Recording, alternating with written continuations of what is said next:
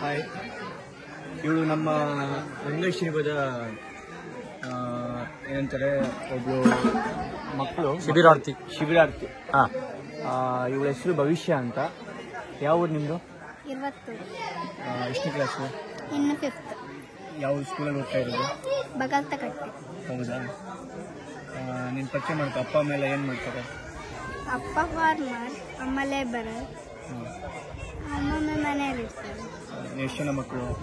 2. ಅಕ್ಕನ ಹೆಸರು ಸಿಂಚನ. ನಿನ್ನ ಹೆಸರು? ಭವಿಷ್ಯ. ಎಷ್ಟು ದಿನ ಆಯ್ತು ಇಲ್ಲಿಗೆ ಬಂದು? 10 ದಿನ. ಏನೇನು ಕಲಿತೆ? Craft, dipping,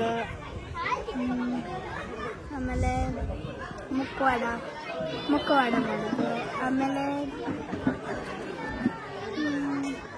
dance, sweet ball, dance, ಸಾಂಗ್ಗಳು, ಫೇಸ್ ಪೇಂಟಿಂಗ್, ಡ್ಯಾನ್ಸ್, ಸಾಂಗ್ ಎಲ್ಲ. ಏನು ಖುಷಿ ಕೊಡ್ತು 10 ದಿನದಲ್ಲಿ? ಏನು ಖುಷಿ ಕೊಡ್ತು? ಫೇಸ್ ಪೇಂಟಿಂಗ್ ಮಾಡುವಾಗ ತುಂಬ ಖುಷಿ ಆಯ್ತು. ಮತ್ತೆ ಮುಖವಾಡ ಮಾಡೋದು, ಆಮೇಲೆ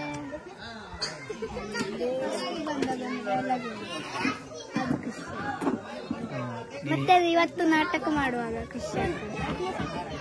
ಮತ್ತೆ ಮಿಸ್ ಮಾಡ್ಕೋತೀಯ? ಮತ್ತೆ ಇಷ್ಟು ಶಿಬಿರಕ್ಕೆ ಬರ್ತೇನೆ. ಚೆನ್ನಾಗಿ ಕಲಿ, ಒಳ್ಳೇದಾಗಲಿ. ಇದೇ ಶಿಬಿರ ಕಂಟಿನ್ಯೂ ಆದ್ರೆ ಇಲ್ಲೇ ಉಳ್ಕೊಳ್ತೀಯಾ? ಎಷ್ಟು ದಿವಸ? ಎಷ್ಟು ನಿಮಿಷ ಅಂತಾರೆ? ಹೌದಾ? ಶಾಲೆ ಬೇಡವಾ? ಇಲ್ಲಿ ಶಾಲೆ ಇಲ್ಲ, ಇಲ್ಲೇ ಉಂಟಲ್ಲ. ಈಗ ಯಾವ್ದು ಡೈಲಾಗ್ ಯಾವ್ದು ಗೊತ್ತಿದೆ? ಡೈಲಾಗ್ ಹೇಳು. ಯಾವ್ದು ಆಗ್ತದೆ? ಹಿರಣ್ಯಕಶಿಪುವಾ? ಹೇಳು. ನಾನಾರು ಕಶ್ಯಪ ಬ್ರಹ್ಮನ ಮಗ, ದಿತಿಗರ್ಭ ಸಂಜಾತ, ಚತುರ್ಮುಖ ಬ್ರಹ್ಮನ ಮೊಮ್ಮಗ.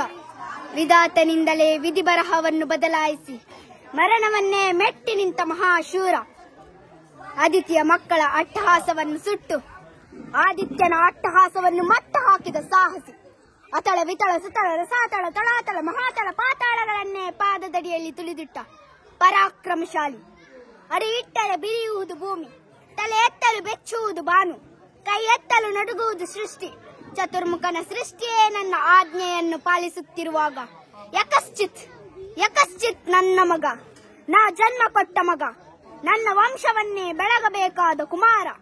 ನನ್ನ ಆಶಾ ಜ್ಯೋತಿಯಿಂದಲೇ ಇಂದು ನನ್ನ ಮನಸ್ಸಿಗೆ ನೆಮ್ಮದಿ ಇಲ್ಲವೆಂದಾದರೆ ಛೀ, ಇದೊಂದು ಬದುಕೆ, ಇದೊಂದು ಜನ್ಮವೇ, ಎಂತಹ ದುರ್ವಿಧಿ. ನಾನೇ ಸರ್ವಶಕ್ತನೆಂದುಕೊಂಡರೆ ಅದಾವ ಶಕ್ತಿ ನನಗೆ ಎದುರಾಗಿ ನಿಂತು ಕಾಡುತ್ತಿದೆ. ಅದಾವ ಶಕ್ತಿ ಪುತ್ರನನ್ನೇ ಶತ್ರುವನ್ನಾಗಿ ಮಾಡಿದೆ. ಅದಾವ ಶಕ್ತಿ ಅವನಿಗೆ ನನ್ನನ್ನು ಎದುರಿಸುವ ಧೈರ್ಯ ತುಂಬಿದೆ.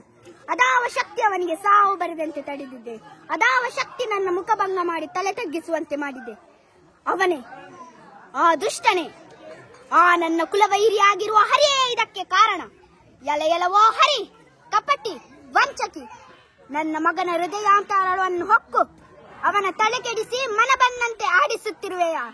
ನಿನಗೆ ಪೌರುಷವಿದ್ದರೆ, ನನ್ನಂತೆ ನಿಜವಾದ ಗಂಡು ನೀನಾಗಿದ್ದರೆ ಬಂದು ನನ್ನ ಎದುರಿಗೆ ನಿಲ್ಲು. ನಿನ್ನ ಉದರವನ್ನು ಬಗೆದು ನಿನ್ನ ಕರಳುಗಳನ್ನು ಮಾಲೆ ಹಾಕಿಕೊಂಡದಿದ್ದರೆ ನಾನು ಹಿರಣ್ಯಕಶಿಪುವೇ ಅಲ್ಲ.